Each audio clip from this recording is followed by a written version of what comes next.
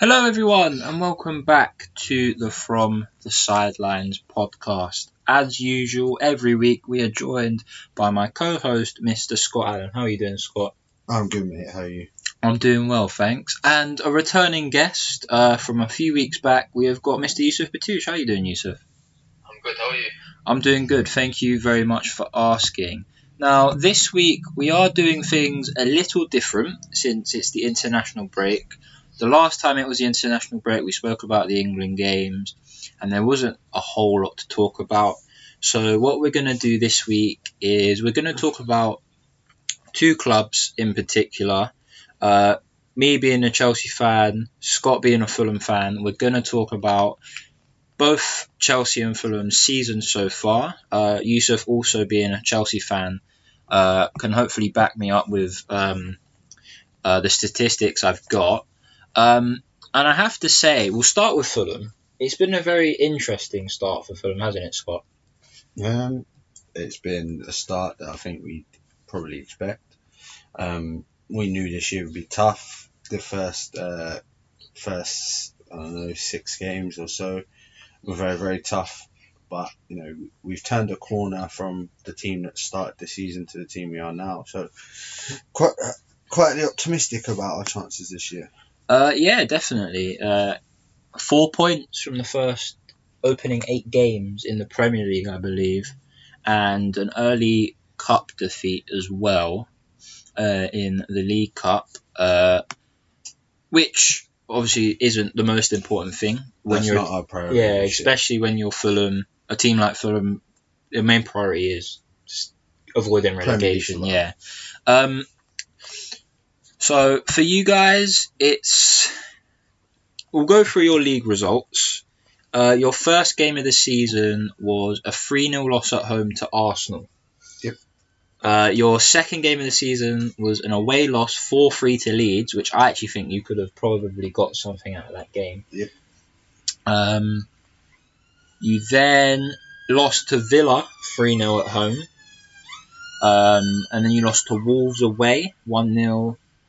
You drew. Your first point of the season was against Sheffield United, which was a 1-1 draw, which could have gone either way from what I saw of it. You then lost to Crystal Palace 2-1. And then finally, you got your first 3 points of the season against West Brom at home with a 2-0 win, which we'll talk about. And then you did lose to West Ham 1-0. So for you, Scott, what's been the best of Fulham this season? From what you've seen, what's been the best? 2-0 win against West Brom. We were absolutely fantastic. West Brom, they didn't challenge us for the whole game. Palace game, I think we were very unlucky. We played very well in that game as well. Sheffield United, as you said, it was very close. We could have definitely pulled something. Mitrovic misses a penalty. And even the Wolves game was very tight, and it was a very good goal. So after the Villa game, we've been a lot better. We conceded 3, 7, 10 goals in our first 3 games. And in our next 5, we've conceded 1, 2, 4, 5. So half of what So you did. we conceded half in more games as well. So I think, yes, the league table doesn't look great with us at the moment, but when you're down and out at the bottom of the league, you look for improvement, and I think there's definite improvement there. Yeah, definitely. As you say, first 3 games of the season, you conceded 10 goals, which is pretty hefty. And then next 5 games, you only concede 5, which is half of what you did in the first 3, and that's more game time. I can definitely see improvements from in those 5 games from Fulham. From the first 3, definitely. The midfield looks a lot stronger. I think we spoke about one of the weeks, Zambo Anguissa. He's been on top form. He's been fantastic, and it essentially sounds like a new signing for us because of how much he wasn't around last year. He was on loan at Villarreal, and he done very well there. So him coming back in and being fresh from a season in La Liga probably massively boosts our midfield. Harrison Reed coming back from injury in the last few weeks. Mario Lemina as well. Tom Kearney's in the form of his life at the moment, playing very good football. Lookman, apart from the penalty miss against West Ham, he's been our best player this season. So we're starting to build a team that looks like we can actually do something in this league, and we're going to prove to we're not the bully boys. Yeah, definitely. I'm going to ask you, Yusuf, about Fulham. I know you're not a Fulham fan, such as myself, but I want to see your perspective on and be careful what you say. What's your perspective on Fulham this year? I mean, I think it's been obviously expected of them at the moment. I think the performances they were all right, but it's expected from them. But what's it? I think they could do better. But for example, for the penalty, obviously that was shocking. They need to take their chances more because Premier League it's hard. So you can't make mistakes like that. Yeah, it's a fair point. You don't get many chances in the Premier League against in the best league in the world, which it is, as we know. Anything can happen in the Premier League, as we've seen this season. But yeah, that penalty against West Ham, we spoke about last week. Listen to that episode if you haven't already. Scott's full detailed analysis of the game, which we'll talk about in a minute actually. But for Fulham, obviously they have got 4 points already. They potentially should have had 5, but they're above the relegation zone at the moment. And yes, it's early days, and obviously, as we know, the table's looking very close as it is. Down at the bottom, things aren't as close, I don't think. For Fulham, I think, obviously, as we said before, main priority is avoiding relegation and staying in the Premier League for another season. Maybe next season, maybe sign a few extra players. Obviously, we know from what I've seen this season, they've played some very, very good football. And it's been good stuff from Fulham. They just need to take their chances more. They've missed 2 penalties this season, or 3, or something like that. 2 penalties this season. Obviously, they can improve on that. But yeah, we'll talk about the West Ham game. Last week we spoke about the highlights and how the highlights only showed West Ham's performance pretty much. I think they had one other Fulham highlight in there other than the penalty. But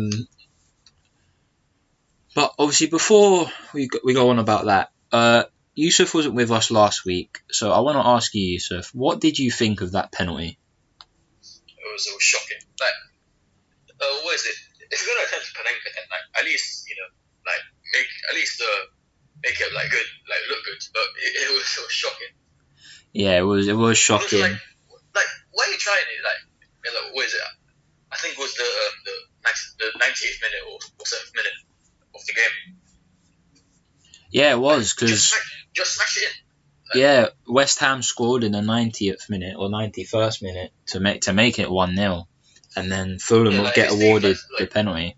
Yeah, if it's saved, fair enough. At least you tried it. At least you hit it properly. But then you chipped it. It wasn't the best idea. Yeah, definitely not. Scott, once again, I'm going to ask you about your games so far this season. Obviously, as we know, the start of the season is where we kind of saw the best of Fulham in the Leeds game, where they did claw it back. But we've also seen the very worst of Fulham with 2-3-0 defeats. I wanna ask you, what's been going wrong for Fulham this year? Right at the beginning of the season, we couldn't defend, but I think we've already spoken about our resilience and our improvement in that area. So 8 games in, asking us what's wrong and what's gone wrong at the moment, nothing, because if you'd ended the season now, we're safe. If Like, we finish yeah. anywhere above 18th, we've had a good season. So at the moment we're 17th, and at the moment it's a solid start. But yes, we could have a couple more points in at least 2 games. We should have got a point in the Wolves game. We probably deserved a point in the Palace game. Definitely should have got a point in the West Ham game. But what we're not doing is looking like we can win games at the moment. So that is something we need to change. Yeah, definitely. And I don't want to pinpoint your whole team on one penalty that was unfortunate, and I don't want to pinpoint the whole season on that game. Obviously, I know fans out there will. Listen, Lookman's young. Yeah. He's made a mistake. Every footballer makes a mistake. Yes, playing for a team like Fulham, your mistakes are going to come back and haunt you a lot quicker, because it could be a lot more detrimental to us than it could be to another side. But, as I've said, before he took that penalty, he's been our best player this season. So he'll come back and he'll start playing football again and show people that, one penalty miss isn't going to change him. Yeah, definitely. Obviously, we saw that amazing goal he scored against Sheffield United, where he absolutely destroyed the People defence. forget he hit both posts against Palace. So both posts were hit by Lookman again in the Palace game. So that could be another 1, maybe 2 goals. But Yeah. he'll be back. So once again, we'll talk more about Fulham, and I want to talk about individual performances. We mentioned Zambo and Guisa earlier. Mentioned Tom Kearney. We mentioned Adamo Lookman. He's been your best player up to the penalty, obviously, which was virtually his last kick of a ball in a Fulham shirt. So, have you got any positions that you need an improvement in? At the moment, no. I think we needed centre backs, and we brought centre backs in. Hector didn't have the best start to the season, and I felt very sorry for him, and I was quite pleased when he was taken out. But I think it's now time for him to return to the fold, because Michael Hector was our best player last season, our best defender last season, and he only played for half a year. So I don't think he's done. He should come back. Anderson and Adebayo played 2 games together now, and they've looked very, very good. Adebayo for 1.5 million looks like a very, very good bit of business. Areola in goal as well is absolutely superb, and he made 3 or 4 very good saves in that West Ham game.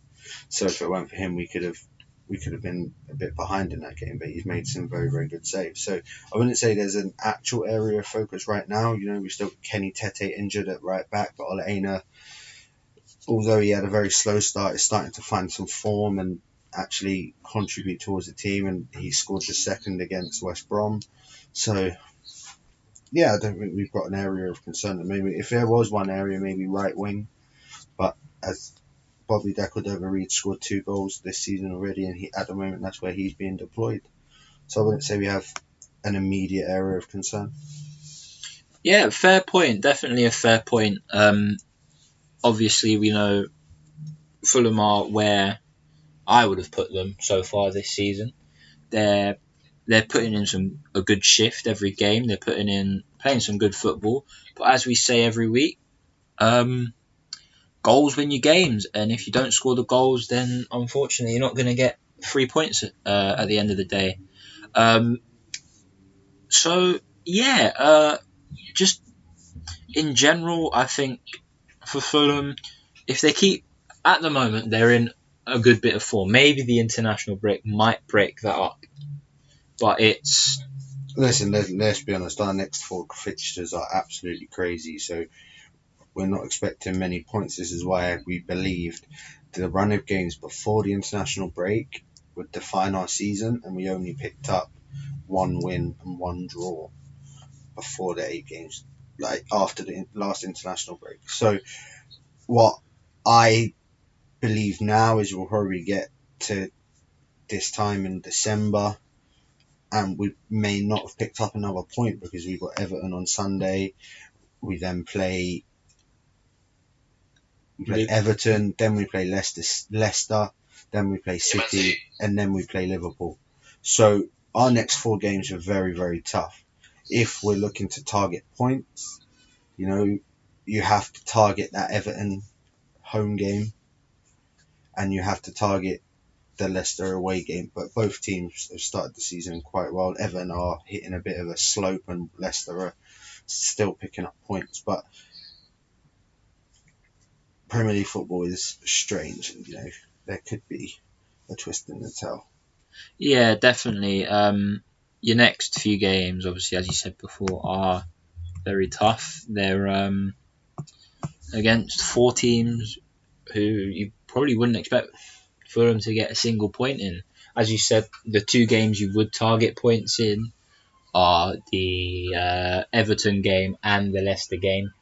I think now with Liverpool's injury concerns, you may target that game, but I'm not saying that we're going to pick up any points. But if you put inexperienced defenders up against someone like Mitrovic, it could work in your favour. But I still think Liverpool have enough quality to see us off. Yeah, definitely. It's one of them for Fulham. If they get the next 4 games, if you guys come out with a point, that would be pretty good. If I was Fulham, I'd be happy with that. And then we've got Christmas, where all of the games are quite close together. So maybe you can pick up a point or 2 there, maybe even 3. Who knows? But yeah, that's sort of all we've really got to talk about Fulham. Obviously, Scott being the Fulham fan, he knows a lot more than I do. I don't know, Yusuf, if you have anything else to say about Fulham? No, not really. Yeah, we said it. I think. Okay, that's fine. So we'll move on to Chelsea. It's been, as a Chelsea fan, I can definitely say it's been an odd start to the season. Just purely and simply because with coronavirus, there's been a lot of games already. And I believe they have caught up with the European competitions and the cup competition. So normality will be resumed, I believe. But I'll go through Chelsea's league games and then I'll go through the Champions League games. Our first game of the season was away at Brighton, where we did pick up a 3-1 win. And then, unfortunately, the second game of the season was a 2-0 loss to Liverpool. I nearly said Chelsea there. And then, again, another unfortunate result for us. We were 3-0 down at West Brom, managed to get a point out of it, and score 3 goals in the second half. Then we beat Crystal Palace 4-0. We then drew 3-3 again to Southampton. We drew 0-0 with Man United. We then beat Burnley 3-0. And our latest result was a 4-1 win over Sheffield United. Now, these 3 Champions League games, we haven't conceded. 0-0 with Sevilla, 4-0 against Krasnodar, and 3-0 at home to Rennes. Before I say anything, Yusuf, you, as a Chelsea fan yourself, what have you got to say about our start to the season? I think it's been very good. I mean, apart from the Very good. From the draws of, not very good, but it's been good. I'm looking at your fixtures. You've only beaten teams in the bottom half of the league. Okay, yeah, that's true. I'm not saying Chelsea haven't started well. It's not been bad. I'm not. Yeah. It's not been terrible. Yeah. I'm just saying. I'm looking at your fixtures. You played in the top half, barring Crystal Palace, because I think they're in the top half now. They're the only team in the top half that you've managed to beat. You didn't beat Southampton. You haven't beaten Liverpool. And you didn't. I mean, Man United are in the bottom half anyway of the league, but you didn't beat them either. That's true. Yeah. So two wins out of how many wins? How many games have Chelsea won? 1. We've won 4 games. So 2 of those games are against the bottom 2. So half of your results have come against the bottom 2. In a long time. If you don't win them games, then you don't really deserve to win Yeah, mean, but it's I all think like- I think your results then prove we can't really. There's not much to say about Chelsea until they play someone in the top half. Yeah, I'm so definitely. frustrated. Yeah, definitely. Go on, Yusuf. I'm kind of frustrated about like the draws of West Brom and Southampton because they should be easy wins. I agree with the West Brom one. Now, but Yeah, I would Yeah. say what Scott said. I agree with the West Brom one. Is Southampton an easy win now? I don't think so. They're proving that they're a very good Premier League side this season. They look very, very good. So I don't know if that's an easy win anymore. It depends. It really depends what Chelsea shows up. As we've seen, we draw 3-3 with West Brom, and then the next week we turn over Palace 4-0. It's Chelsea things. We've done it for years. Like one day we're absolutely amazing. We win 4-5-0, and then the next week we lose 2-0 to a bottom half team. It's just what we've done for years, and as we can see, it's continuing.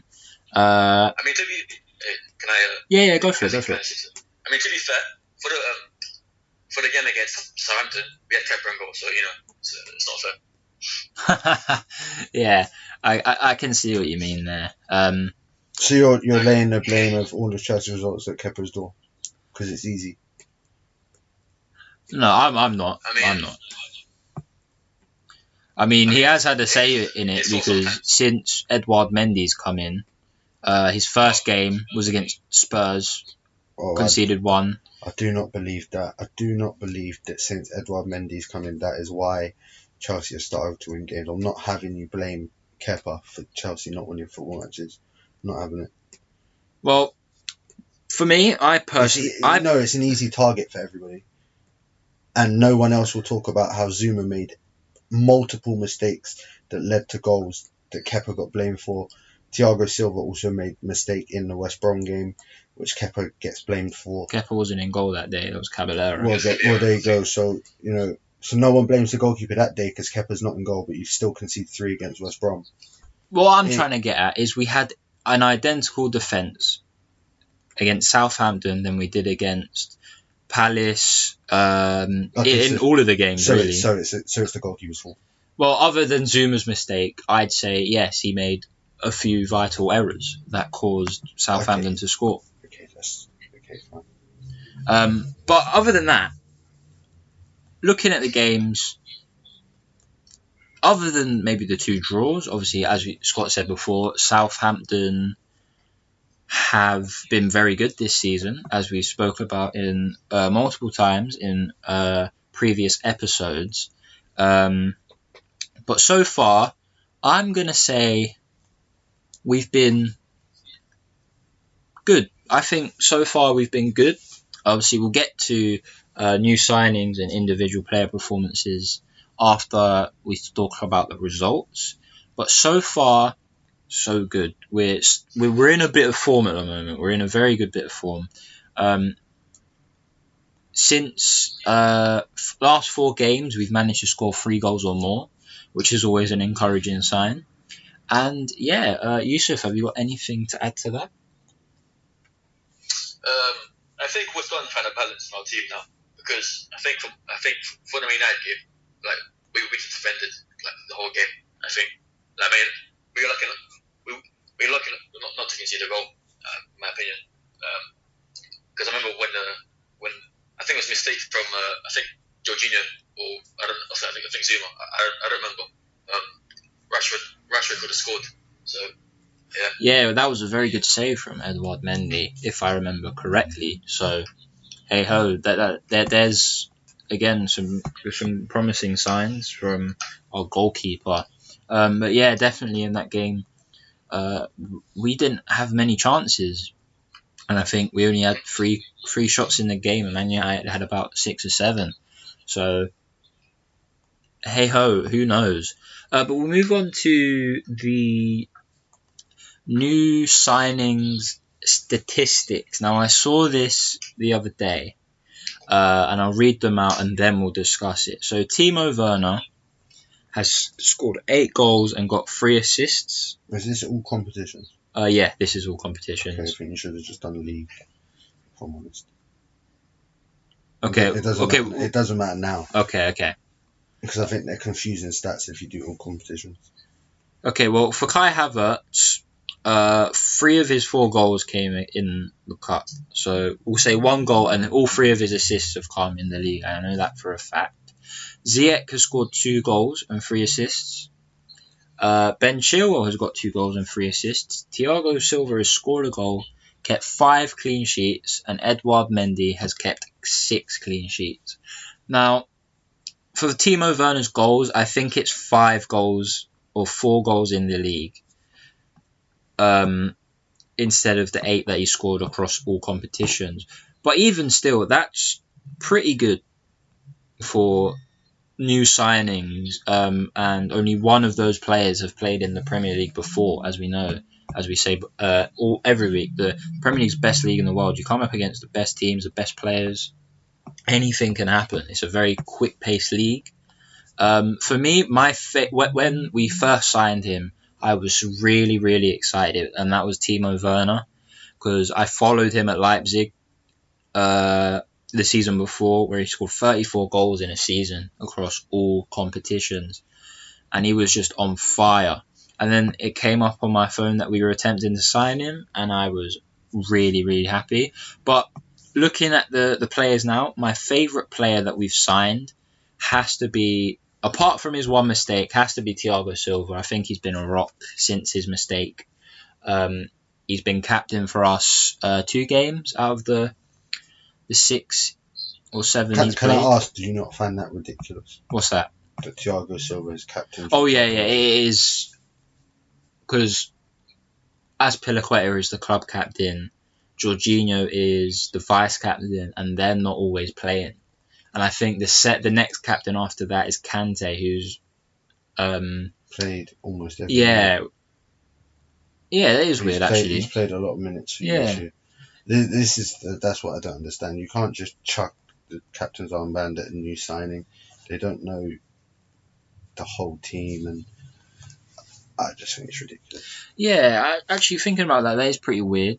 So Yusuf, I am going to ask you, who's been... So before the season started, who were you most excited about? I think Werner as well, because of the goals. Yusuf? Germany. Well, it seems you're having a few technical difficulties there, mate.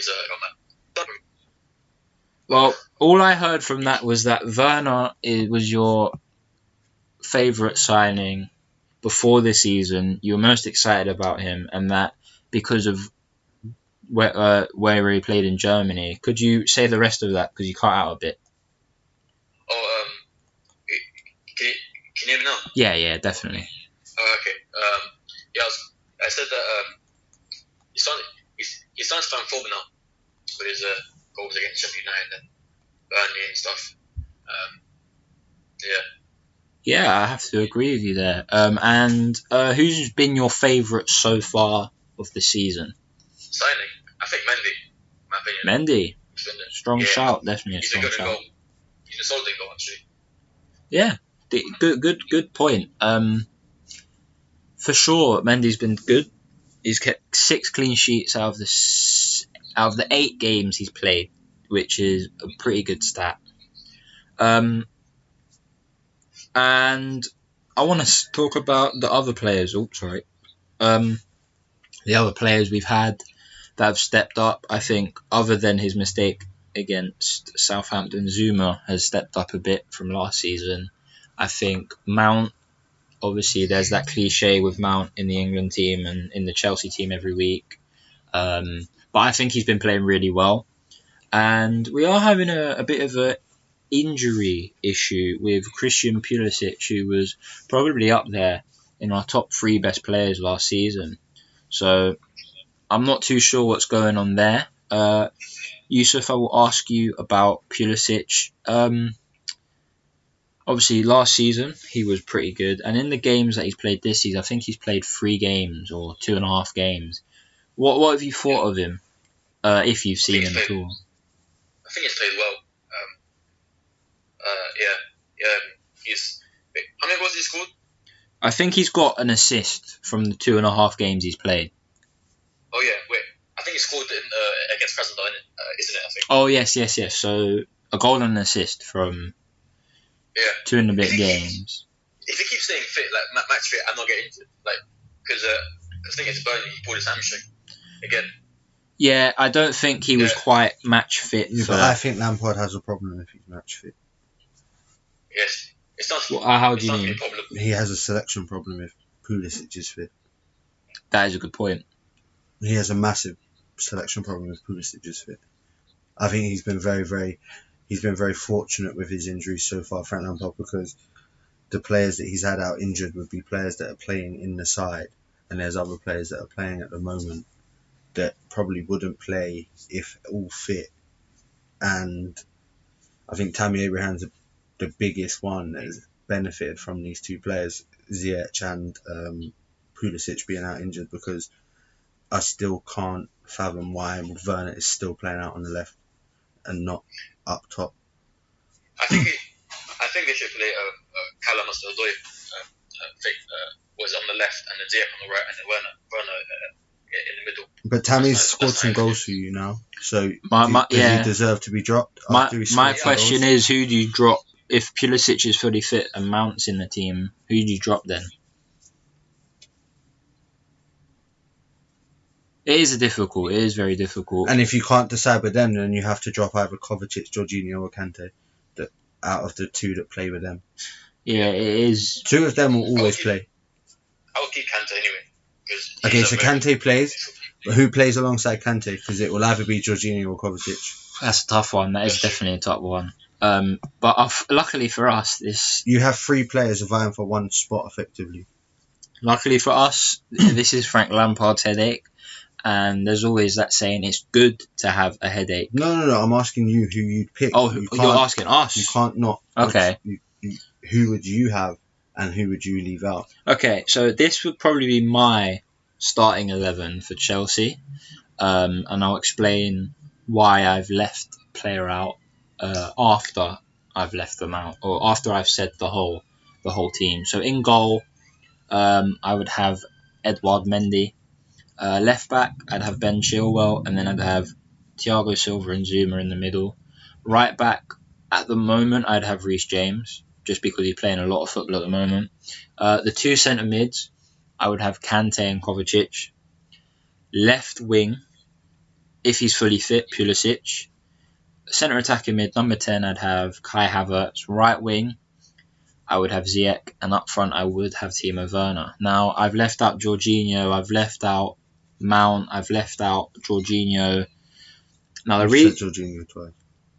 Did I? Yeah. I've left out Abraham, Mount, and Jorginho. And Azpilicueta. The reason I've left out Azpilicueta is because at the moment he's not playing much football and he is getting on. Why don't you play him in the middle? Because I've got Zuma and Thiago Silva, who've been pretty good this season. But I'm asking, what's the difference between playing Zuma in the middle and playing Azpilicueta in the middle? Azpilicueta hasn't played in the middle for a good few years, and I think it's easier to play in the middle than it is to play on the right. Yeah, he's lost his point. And you've got to remember he's played in the middle for Chelsea, so you know he can play there. Yeah, I don't think it's a problem you putting him in the middle. I'm just asking why. My problem is for Azpilicueta is he's not very. Is it because he's over 30 and you play Football Manager? No. I think that's why. It's definitely. I think it's why, because clubs tell you can't have a player over 30. No. Honestly, for me, I've seen. So when Azpilicueta played in the middle, it was a back 5. So the 2 wing backs and then 3 across the middle. Now that Lampard's playing a back 4, and Azpilicueta's played in the middle in the back 4 for Chelsea. Last season, only when we've had 2 injuries. He's been at Chelsea for almost 10 years. Yeah, I know this. He's played in the middle of a back 2. I just want to know why you'd go one over the other. The reason I pick Zuma... It's because he's young. No, it's not. I know that's the reason. It's not. It's because Kurt Zuma, if has He made makes the a most mistake. mistakes as a defender for you this season. Okay, but if you look at the other games he's played, he's been superb. Okay, fine. And Aspilicueta hasn't played as much football. And also, let's just say, He's over the age of 30. if we look at, let's just say Kurt Zouma makes a slip up like what's his name did, Thiago Silva did against West Brom, right? And he has to chase back. Thiago Silva hasn't got that pace that Zouma has. Aspilicueta isn't as fast as Zouma is. Zuma's got a better chance of catching a faster attacker and making a better recovery tackle. That's just for me. I like having pace at the back. Okay. So that's why I choose Zouma. I left Jorginho out because Jorginho, since joining Chelsea, has played the DM role, and Kante, since Frank Lampard joined, has also started to play the DM role again. And I would like to have more of a, not an attacking midfielder, but a central midfielder rather than a defensive midfielder in Mateo Kovacic, so that you've got that balance there. I wouldn't say Kovacic is more attacking. Yeah, but he's not a defensive midfielder. He's not like the Kante role or where Jorginho plays. He's more of a centre midfield, if that makes sense. Kovacic breaks play up. Kante nullifies play. There's a difference. Kante will chase you and he'll run. Kovacic will snap you in half. That's the difference. I believe that Kovacic is more defensively minded than he is going forwards, and you see that because he doesn't chime in with goals and assists. That is a fair point. Obviously, last season I had a debate with someone from my not last season, sorry, the start of this season. I had a debate with someone from my college, and they were saying that Kovacic doesn't get enough goals or assists, and what you said is why he doesn't get the goals and assists. But what I said to him is, as a midfielder, obviously you want your midfielder to get the assists, but if you've got the front three or front four doing it all for you, there's not really a need for it. And as you say, he breaks up the play, he makes good tackles, he plays the ball out wide. That's what he does. And Jorginho, he sort of sits just in front between the two centre backs and pings the ball out, and it doesn't always work. Obviously, we've seen it work maybe once this season, so that's why I've gone for Kovacic over Jorginho, and I've gone I wasn't really asking why you went for Jorginho over Kovacic. It's an obvious choice. Okay. I want to know why you left Mason Mount out. This is a very sticky one for me because. Do you believe Havertz has played better than Mount this season? No. So then why is Havertz in over Mount? Because Havertz hasn't played the number 10 role this season, maybe once. He's been playing on the wing. So then why would you put him at number 10? Because when he played for Bayer Leverkusen at number 10... So how do you don't know he can do it there yet? That's why I want to stick him in. Is mid-season a time to experiment with your team? Not really, but... Well then, so why would Mount not play? Such a sticky one. It is really a sticky one. Because we did pay 80 million for Havertz, and I don't really want to leave him out of the team. No, I understand, but I think then if you put Havertz in the team, you have to play him where he's played this season, which is out on the right. Oh, if you think he's deserving of a starting spot, you don't put him in a new position. You put him where he's been playing. I believe. Okay. I'm not making you choose, but I'm not making you change. I'm just asking you questions. Yeah. I'm going to stick with what I've got. Okay. And obviously, the reason I choose Werner over Tammy Abraham. I agree with that, though. Yeah. I believe Werner's playing out of position, and I think Werner, he needs to be through the middle. I don't believe his best position is out on the left, so it doesn't make sense to play someone out there. Yeah, and last thing, Yusuf, I'm going to ask you for your starting 11 for Chelsea. Is it the same as mine, or is it slightly different? It's probably the same, but I think for Havertz, right now I would probably play Mount for now, and I think obviously for the Newcastle, obviously Havertz can't play because he's in. I think because he had COVID. Oh yeah, he's still So, self-isolating, I think. Yeah. So yeah, I think you should play Mount when Havertz is either being rested or injured. I'll play Mount there. It is at the number 10 role. Yeah, we saw Mount play last season in that sort of role.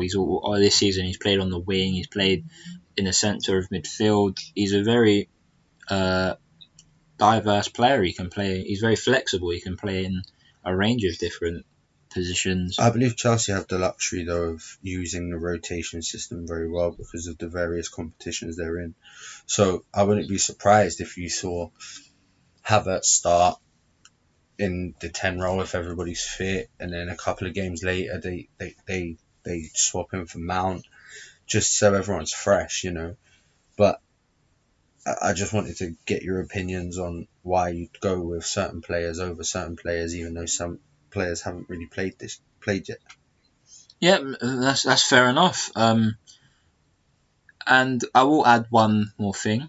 I don't really know much about going back to Fulham. I don't really know much about the Fulham team. What is your Fulham starting 11? I think Ariola's been very well for us. So I'd keep him going, even though it's very, very harsh on Marek Rodak. If it wasn't for Marek Rodak, I don't believe we'd be in the Premier League anyway. Right back, no, we don't have a confirmed date for Kenny Tete yet, so Ole Einar has to play at right back at the moment. But I think them two are going to fight hard for that position because Kenny Tete started the season very, very well. Centre backs. What formation are you playing? 4-4-2 or 4-2? 4-2-3-1. Okay, so like it's similar to Chelsea then. But centre backs is an issue for me because I genuinely can see Michael Hector playing at the back for us again, and I want him to. So, but at the moment, Adebayo's done really well, and Anderson looks very good. So I'd like to see a back two of Anderson Hector and see how that works, or maybe Adebayo Hector, or left back Anthony Robertson been absolutely class for us since we signed him. Where did you sign him from? From Wigan for £2 million. That's a bargain. The two midfielders, both of them probably sitting a little bit deeper, would be Anguissa and Harrison Reed. But Lamina done very well, but I think he's still got a few injury concerns. Right wing, Bobby Deckled over Reed for now, and then Tom Kenny in the 10, Lookman out left, and Mitrovic up front. And obviously I've left out some very big players there. I've left out Loftus-Cheek. I've left out Caballero. But I believe what I'd like to see maybe happen in the next, I don't know, it might be a maverick move for me, but Joe Bryant potentially retraining as a left winger. Maybe that's what the club are thinking of. Joe playing Robinson and Bryan on the left, push Lookman out to the right, and see how that works. But it might just be a crazy idea in my head.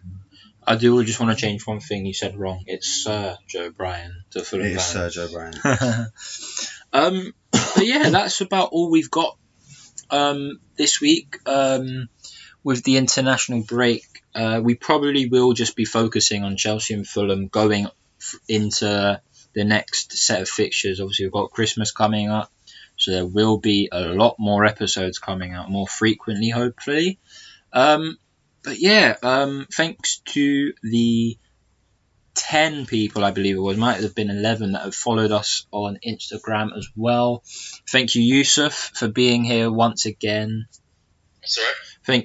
Thank you once again to my co-host Scott. You're welcome. As always. And just one last thing. This episode will probably be our first episode on the YouTube channel. Now, it's taken me a while to get this all together because of COVID. It's taken a while to get all the equipment together and get it working. So finally, I've been able to do that, and I've learned all of the stuff. So yeah, that will be on the YouTube page this week. And that's all from me. That's all from Scott, all from Yusuf, and we'll see you guys next week. See you later. Bye.